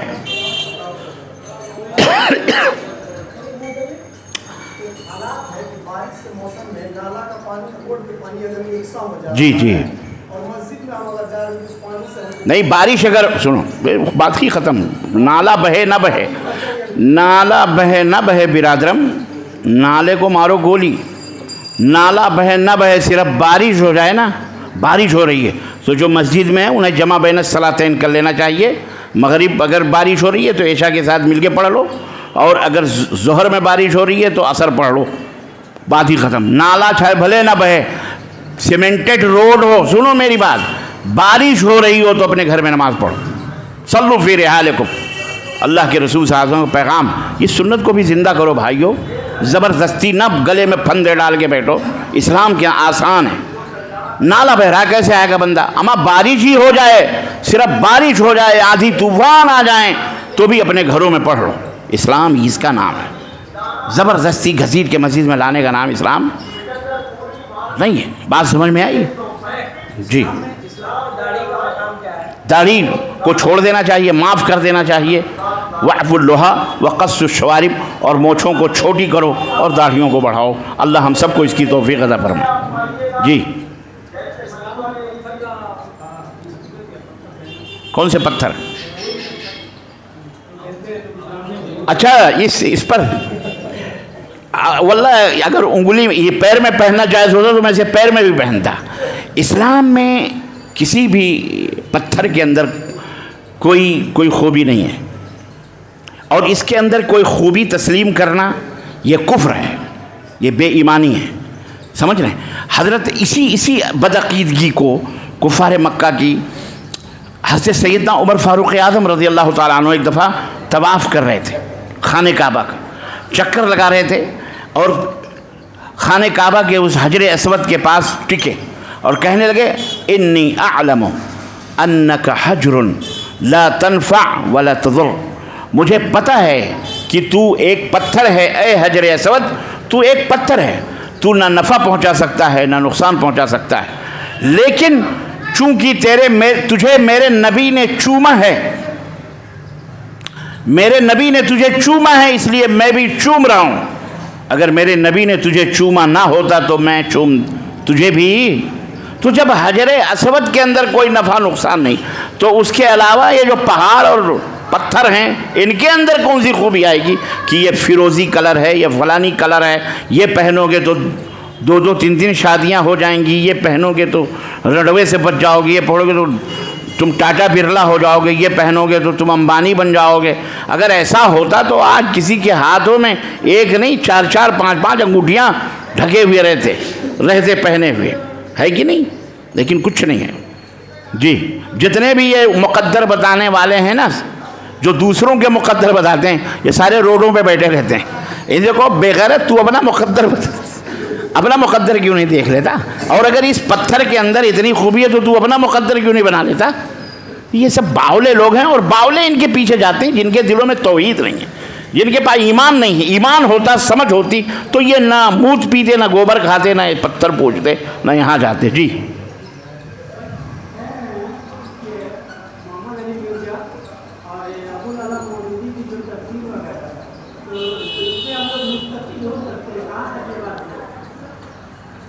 مولانا مودودی اور محمد علی مرزا چنسبت خاگرہ پا عالم پاک، مولانا مودودی کا منہج الگ ہے، اور یہ تو شیعہ رافضی ہے، تقیہ باز مرزا۔ تو دونوں کیسے ہو؟ مولانا مودودی شیعہ تھوڑی تھے بھئی، یہ تو شیعہ رافضی ہے، خبیث یہ مرزا۔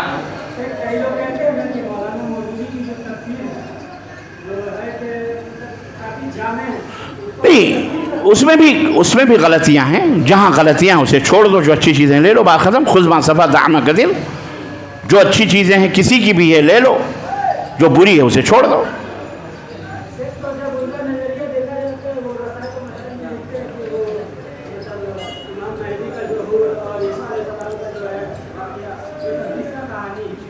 ہاں تو وہ جھوٹ ہے، وہ غلط ہے، اس کو چھوڑ دو۔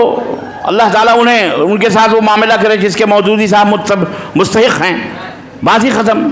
تو ان کا دین تھوڑی ہے، وہ اللہ اور اس کے رسول کا دین ہے۔ یہ انہوں نے اپنی سوچ بتائی ہے جو گمراہ ہے، غلط سوچ ہے، اس کو چھوڑ دو۔ جو اچھی چیزیں لے لو، غلط چیزیں چھوڑ دو، ہے کہ نہیں؟ اور مرزا یہ سب یار یہ تمہیں کوئی ڈنڈی مار دے تو تم بنیے کی شکل نہیں دیکھو گے، تمہیں کوئی ڈپلیکیٹ کوئی سامان کوئی کسی کے یہاں سے دے دے تو تم اس بنیے کے چوکھٹ پہ بھی نہیں جاؤ گے۔ اور یہ پورے اپنے بنائے ہوئے خبیث جو ہے مرزائی، یہ پورا اپنا غلط سلط باتیں بتا کر کے بخاری اور مسلم کے حوالے سے اپنی طرف تفسیریں کر کر کے تمہیں گمراہ کر رہا ہے۔ حرام ہے یہ، ایسے لوگوں کی مت سنو۔ جی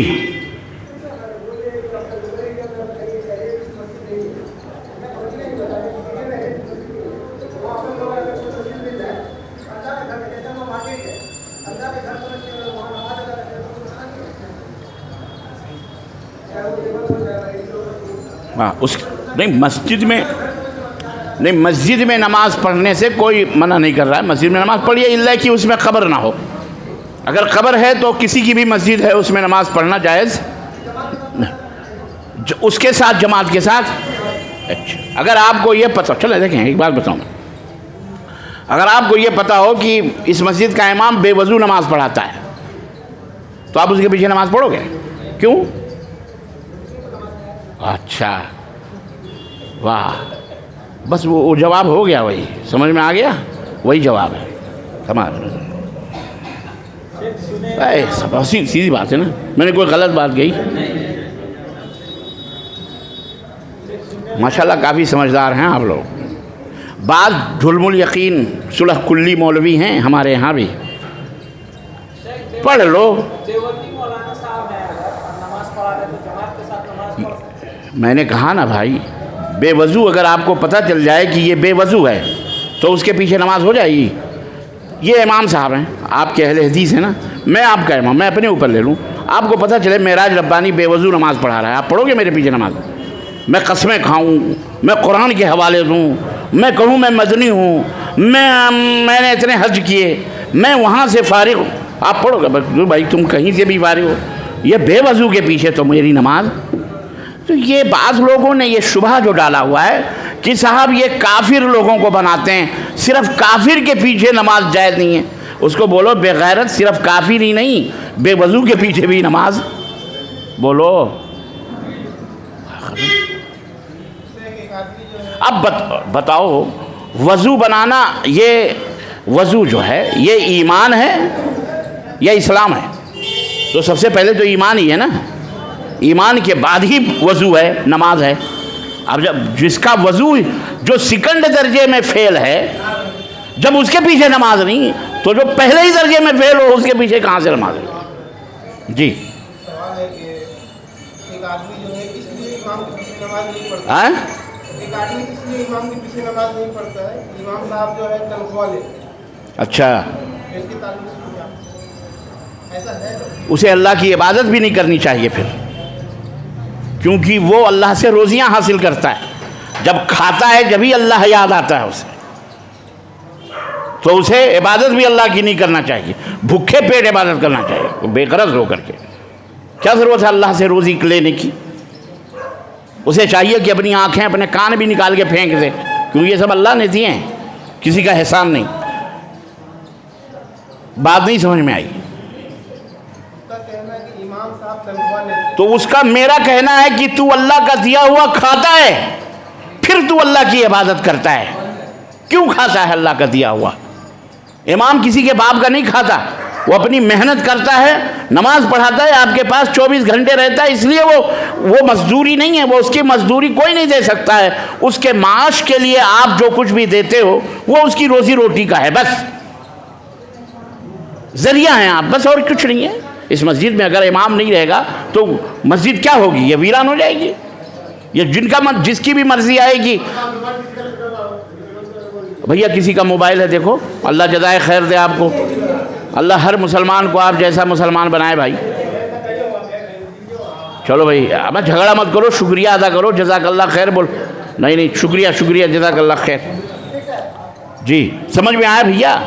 جائز ہے یہ۔ حضرت عمر بن خطاب رضی اللہ تعالیٰ عنہ بولو تم سے زیادہ متقی پرہیزگار تھے، اماموں کی تنخواہ، فوجیوں کی تنخواہ، سب کی تنخواہیں بارڈروں کے اوپر مقرر تھی، سب کے رجسٹر جو بھی سرکاری کام سب کی تنخواہیں مقرر تھی، اور اس زمانے میں جو اساتذہ مقرر تھے ان کی بھی تنخواہیں حضرت عمر بن خطاب نے مقرر کی تھی، وہ تم سے زیادہ پاک صاف تھے، ہے کہ نہیں؟ اس کو سمجھاؤ، اس کو شیطان کہیں بہکا کے لے کے جا رہا ہے کہیں اور، بہکا دیا پورا، بالکل نٹ بول ڈھیلا، حالات اللہ اسے ہدایت دے۔ ہاں جی لیکن کسی کو نہیں بتایا، نہ اپنے بیوی، نہ اپنا بچہ، نہ اپنے فیملی، نہ اپنے پریوار، بس اپنا آپس میں تیاری میں لگا۔ دیکھیں اللہ تعالیٰ اس بندے کو جانتا ہے کہ اس بندے کو کیا دینا ہے اور اس نے کیوں ایسا کیا یا نہیں کیا۔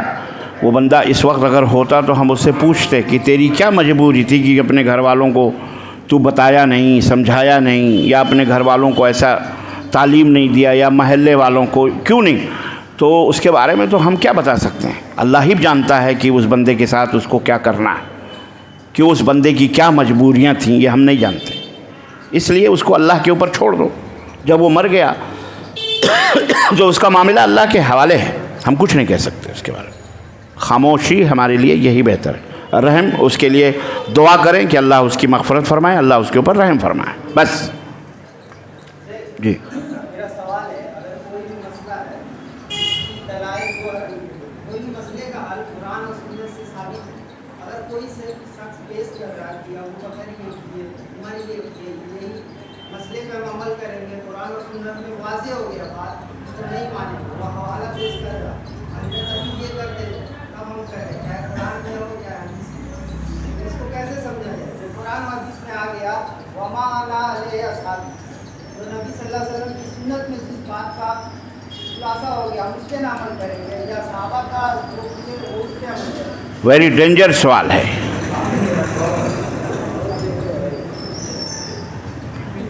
یہ گھوم کے ایک بات یہاں یہ آئی ہے کہ ہم قرآن و حدیث کو سمجھیں گے جو قرآن و حدیث میں ہے، یا جو صحابہ بتا رہے ہیں اس کو کریں گے۔ دیکھیں میرے عزیز، میرے بھائی، یہ بہت بڑی غلطی ہے۔ یہ ہم جب قرآن و حدیث کا نام لیتے ہیں یا جب ہم اسلام کا نام لیتے ہیں تو اس کا یہ مطلب نہیں ہے کہ اللہ اور اس کے رسول کی بتائی ہوئی باتوں کو ہم خود اپنے دماغ سے، اپنے آپ سے سمجھتے ہیں۔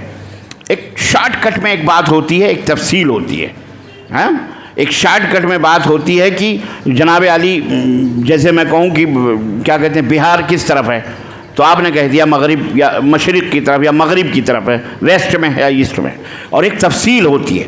تو ویسٹ میں ہے تو آپ کہیں گے بھئی ویسٹ میں تو بہت سارے شہر آ رہے ہیں، تو آپ بہاری کو بتا رہے ہیں؟ بھئی آپ نے شارٹ پوچھا ہے کہ کس طرف ہے، تو میں نے کہا ویسٹ میں. اب اس وقت میں بہار بھی آ رہا ہے، جھارکھنڈ بھی آ رہا ہے، یو پی بھی آ رہا ہے، مثلا بہت سارے شہر آ رہے ہیں، بہت سارے اسٹیٹ آ رہے ہیں، تفصیل اس کی کچھ اور ہوگی. تو جب ہم یہ کہتے ہیں کہ قرآن و سنت کے اوپر عمل کرو، جب ہم یہ کہتے ہیں کہ اسلام قرآن و سنت ہی کا نام ہے، تو ایک شارٹ کٹ میں بات ہوتی ہے. اور جب ہم یہ کہتے ہیں قرآن و سنت کے اوپر عمل کرو تو یہ بھی شارٹ کٹ ہے. جب اس کی تفصیل آئے گی تو اس میں یہ ہوگا کہ علیکم بسنتی و سنت الخلفاء الراشدین المہدیین، نمبر 1 کہ تمہارے لیے ہماری سنت اور خلفائے راشدین جو اللہ تعالیٰ کے رشد و ہدایت پر قائم و دائم ہیں، ان کی سنت کو پکڑنا ضروری ہے. ما انا علیہ و اصحابی، ما انا علیہ و اصحابی، ما انا علیہ، اسی میں جواب موجود ہے آپ کا کہ اللہ کے نبی نے فرمایا جس پر آج میں ہوں اور میرے اصحاب یعنی میرے صحابہ ہیں، یعنی ان کا بھی بتایا ہوا فہم، ان کی بھی بتائی ہوئی سمجھ ہمارے لیے حجت ہے، دلیل ہے اور دین ہے. اور تیسری چیز اللہ نے قرآن کریم میں فرمایا کہ وَمَن يُشَاقِقِ الرَّسُولَ مِن بَعْدِ مَا تَبَيَّنَ لَهُ الْهُدَى وَيَتَّبِعْ غَيْرَ سَبِيلِ الْمُؤْمِنِينَ کہ جس شخص کے اوپر ہدایت واضح ہو گئی، دلیل آ گئی، اس کے باوجود بھی وہ رسول کی مخالفت کر رہا ہے، تکلیف ایذا پہنچا رہا ہے، اور رسول اور وَيَتَّبِعْ غَيْرَ سَبِيلِ الْمُؤْمِنِينَ مومنوں کے راستوں کو چھوڑ کر کسی اور کے راستے کو پکڑ رہا ہے. تو یہ مومنین جب آیت کریمہ نازل ہو رہی تھی تو یہ مومنین کون تھے؟ صحابہ تھے. تو ان کا بھی راستہ ہمارے لیے، تو یہ پتہ کیا چلا. اور بھی آیتیں ہیں اللہ تبارک و تعالیٰ نے اور رسول اللہ صلی اللہ علیہ وسلم فرمایا ما انا علیہ و اصحابی، جہاں اللہ کے نبی نے فرمایا کہ ترکت فیکم امرین، میں نے 2 چیزیں تمہارے درمیان چھوڑی ہیں کہ لن تضلوا ما تمسکتم بہما، جب تک ان دونوں کو پکڑے رہو گے کبھی گمراہ نہیں ہوگے. کتاب اللہ و سنتی، ایک اللہ کی کتاب اور میری سنت. تو اللہ کی سنت میں یہی ہے. نبی نے یہ بھی فرمایا ہے نبی کی سنت میں کہ میری سنت بھی اور جو میرے صحابہ کی بتائے ہوئے راستے ہیں اس کے اوپر چلو. اگر کوئی شخص کہتا ہے یہ حدیث ہے، یہ قرآن ہے، اور پھر وہ کہتا ہے کہ حضرت علی کا اس آیت کریمہ کے بارے میں یا اس حدیث کے بارے میں یہ خیال ہے، اور ہم آج کے دور کے مولوی کہہ رہے ہیں کہ نہیں یہ اس کا مطلب ہے، تو آپ بتائیں ایک طرف حضرت علی کا فرمان صحیح ثابت ہو اور دوسری طرف آج کل کے مولویوں کی باتیں، کس کی بات ہم لیں گے؟ حضرت علی کی بات لیں گے. ہم آج کل کے مولوی کی بات نہیں لیں گے. تو قرآن و سنت کو اس طرح سمجھو جس طرح اللہ نے اپنے نبی کو سمجھایا، نبی نے اپنے صحابہ کو سمجھایا، اور صحابہ نے اپنے شاگردوں کو سمجھایا، تابعین تبع تابعین ائمہ انہوں نے سمجھایا. اس طرح سے قرآن و سنت کو ہم سمجھتے ہیں. ہم اپنے منمانی قرآن و سنت کو سمجھنے کا نہ دعویٰ کرتے ہیں نہ ہم اس کی دعوت دیتے ہیں، اور ہم یہ عقیدہ رکھتے ہیں کہ آج اپنے منمانی سمجھنے کی وجہ سے اسلام کے اندر کئی فرقے بن گئے، اور اپنے منمانی لوگوں نے دین کی تعویل اور دین کی، جیسے بھائی نے بتایا کہ مولانا مودودی صاحب نے یہ فرمایا تو فلاں نے نہیں، یہ اپنے منمانی تعویلات ہیں، ان کی اپنی تعبیریں ہیں، ان کی اپنی سمجھ ہے. جو صحابہ کا مخالف ہو، جو صحابہ کا گستاخ ہو، جو صحابہ کرام جن کے بارے میں اللہ نے شہادت دی ہے کہ محمد الرسول اللہ والذین معہ، محمد اللہ کے رسول ہیں اور جو ان کے ساتھی ہیں، اللہ تعالیٰ نے فرمایا اشداء علی الکفار رحماء بینہم تراہم رکعا سجدا، کہ ان کو وہ کافروں کے لیے سخت اور آپس میں نرم ہیں، انہیں دیکھو گے رکوع اور سجدے کی حالت کرتے ہوئے، اور ان کے چہروں سے نماز کے آثار ظاہر ہیں. ان کی مثالیں توریت کے اندر، انجیل کے اندر موجود ہیں. اللہ نے ان کی تعریف کی ہے کہ رضی اللہ عنہم ورضوا عنہ، اللہ ان سے راضی، وہ اللہ سے راضی. آج کل کا پدی کا مولوی یا مفکر یا مقرر یا محرر یا ادیب یا کوئی پیر یا کوئی بیرسٹر یا کوئی پروفیسر یا کوئی ڈاکٹر یا کوئی انجینئر آج کل کی تفسیر بتائے مائی فٹ، ہمارے جوتے کی نوک پر، ہمارے جوتے کی نوک پر اگر وہ صحابہ کا گستاخ ہے تو ہم اس کی کوئی بات سننے کے لیے تیار. خلاص صحابہ، خلاص صحابہ. اب کوئی یہ کہہ سکتا ہے کہ بعض صحابہ بعض میں لڑے بھی، बाज ने बाज को कत्ल किया, ये जहालत है।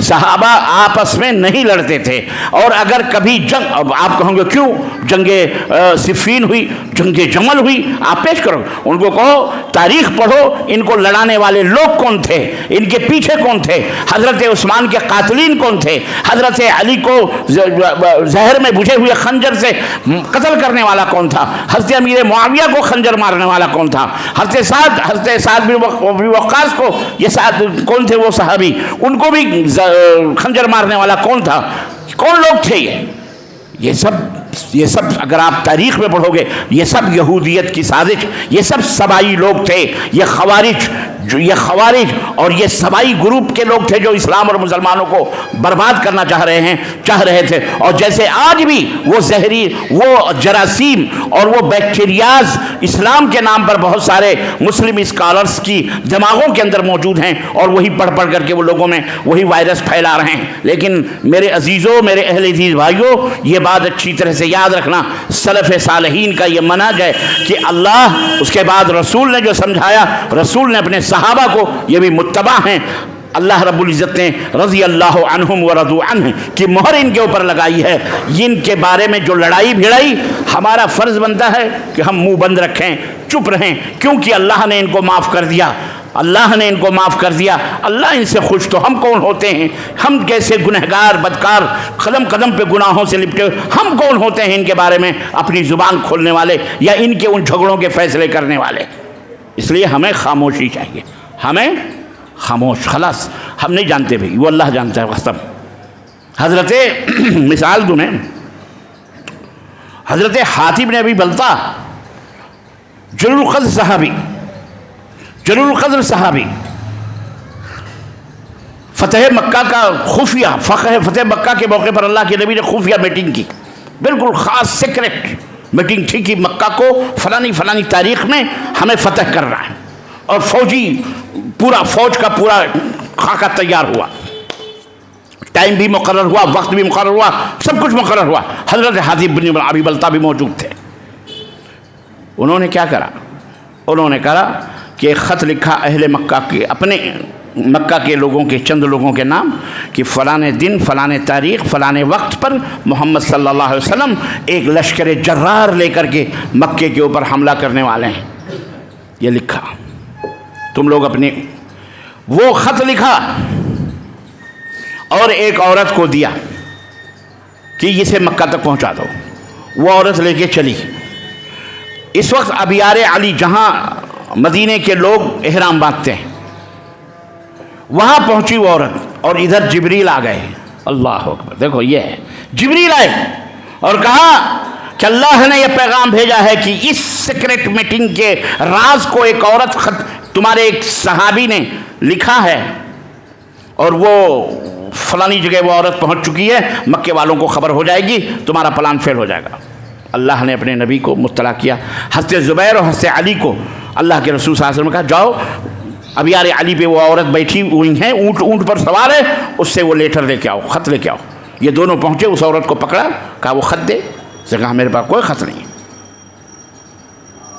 कहा हम तो तेरी तलाशी लेंगे। उसने कहा ले लो तलाशी। नहीं मिला। हज़रत अली ने कहा कि मुझे उस ज़ात ने भेजा है जो कभी झूठ नहीं बोलती है, अल्लाह के नबी ने भेजा, तेरे पास है वो निकाल दे। उसने कहा मेरे पास नहीं है, झूठ पे झूठ बोल। हज़रत ज़ुबैर ने कहा उस ज़ात की कसम है जिसके हाथ में मेरी जान, अल्लाह की कसम, अगर मेरे नबी ने कहा है हम तुझे नंगा करेंगे और नंगा करके हम तेरी एक एक चीज़ की तलाशी लेंगे, क्योंकि नबी ने ये हुक्म दिया है, झूठ नहीं हो सकता। यहीं से जासूस करने वालों, जासूसी करने वाले, जासूस में जो पकड़े जाते हैं उनकी बरहना नंगी तलाशी लेना भी जायज़ है ये इस्लाम के अंदर। ये सहाबा का मनहज है। आज भी बहुत सारे एयरपोर्ट दुनिया के अंदर हैं, हमको तुमको नहीं मालूम है, लेकिन जब उस गेट से गुजरते हैं तो एक केबिन है जो अंदर रहती है, उस केबिन में बाकायदे वो मर्द हो कि औरत हो कि बच्चा हो, तुम 10 कपड़े भी पहना हो तुमको बरहना देखते हैं, वो नंगा देखते हैं। कोई ड्रग्स, कोई हीरोइन, कोई चर्च, कोई मुल्क के खिलाफ कोई चीज़ तो नहीं ला रहे हैं, वो पुल बिल्कुल ओपन आईने से देखते हैं, नंगा देखते हैं। हमको तुमको नहीं मालूम, बहरहाल ये अंदर की बात है। یہ جائز ہے، یہ کیا ہے، ایسی تلاشی لینا جائز ہے، کیونکہ ہو سکتا ہے بھائی ایک آدمی لاکھوں آدمیوں کی تباہی کا سبب بن سکتا ہے، وہ اتنا گناہ نہیں ہے، یہ تو بہت بڑا جرم ہو جائے گا۔ پھر پکڑے گئے، لائے گئے، اس نے اپنے جوڑے کھولے، جوڑے کے اندر چھپائی ہوئی تھی اس خط کو، وہ لائے، جب وہ سمجھ گئی کہ مجھے ننگا کر دیں گے یہ، وہ ڈر گئی، اسے نکالے، دیے، لائے، حاتب بن بلتہ لکھا ہوا تھا، حضرت نبی صلی اللہ علیہ وسلم نے بلایا۔ قصہ مختصر یہ کہ حضرت عمر نے تلوار نکال دی، کہا اللہ کے نبی اقتل دعنی اقتل هذا المنافق، اجازت دو اس منافق کی گردن اڑا دیں۔ اللہ کے نبی نے کہا خبردار خبردار خبردار، تم کو نہیں معلوم کہ قرآن میں اللہ تعالیٰ نے کیا فرمایا ہے کہ اے بدر کے مجاہدین، اے غزوہ بدر میں شریک ہونے والے مسلمانوں، تم زندگی بھر اب کوئی بھی گناہ کرو، اللہ نے تمہارے گناہوں کو معاف کر دیا ہے۔ تو جس بندے کو اللہ نے معاف کر دیا، محمد کون ہوتے ہیں ان کو سزا دینے والے، اللہ نے معاف کیا ہے، ہم ان کو کچھ نہیں کہہ سکتے۔ سمجھ میں بات آئی؟ یہ منہج ہے صحابہ کا، نبی کا، جنہیں اللہ نے معاف کیا انہیں ہم کچھ نہیں کہیں گے۔ پھر بھی اللہ کے رسول نے پوچھا کیوں کیا تم نے یہ؟ وہ رونے لگے، انہوں نے کہا اللہ کے نبی میں نے کسی کو اطلاع کرنے کی نیت سے یہ لیٹر نہیں لکھا تھا، میرے رشتہ دار تھے، میرے عزیز و اقارب تھے، میں نے صرف ان کے لیے لکھا تھا اور ان کے پاس بھیجا تھا کہ چپ چاپ مکہ چھوڑ کر کہیں اور چلے جاؤ تاکہ تمہارا مال تمہارے بال بچے بچ جائیں، بس میں نے اپنے خاص اپنے خاندان تھے، قبیلہ تھا، میں نے ان کو لکھا تھا، میں نے اہل مکہ کے لیے لکھا تھا۔ کہا کوئی بات نہیں، اللہ تمہیں معاف فرمائے۔ کون سی بات آئی کہ نہیں؟